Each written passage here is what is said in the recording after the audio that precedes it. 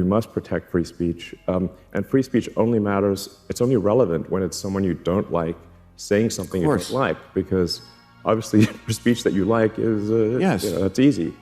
So it's the thing about censorship is that, sure, for those who would advocate it, just remember, at some point, that will be turned on you. If you're stranded on a desert island with no food, all the Bitcoin in the world will not stop you from starving.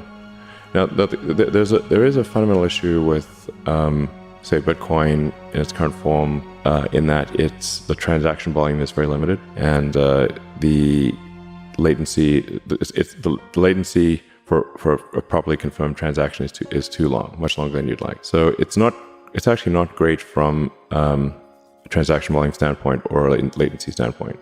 If a currency is too deflationary, or I should say, if a currency is expected to increase in value over time, there's reluctance to spend it, because you're like, I'll just hold it and not spend it because its scarcity is increasing with time. So if I spend it now, then I will regret spending it. So I will just, hodl it. Mm-hmm.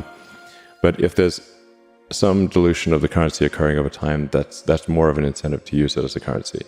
So Dogecoin, somewhat randomly, has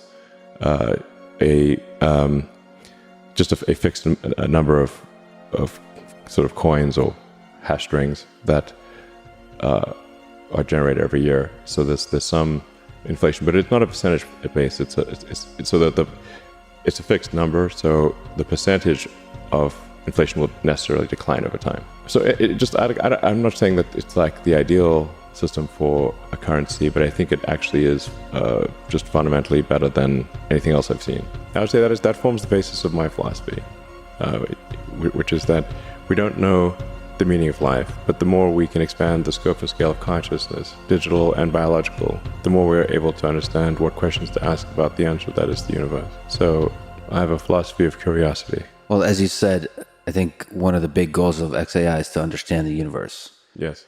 That's our simple 3-word mission.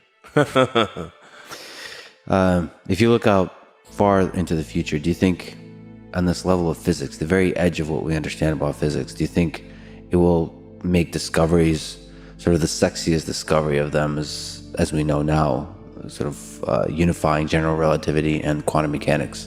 So coming up with a theory of everything. Do you think it could push towards that direction, almost like theoretical physics discoveries?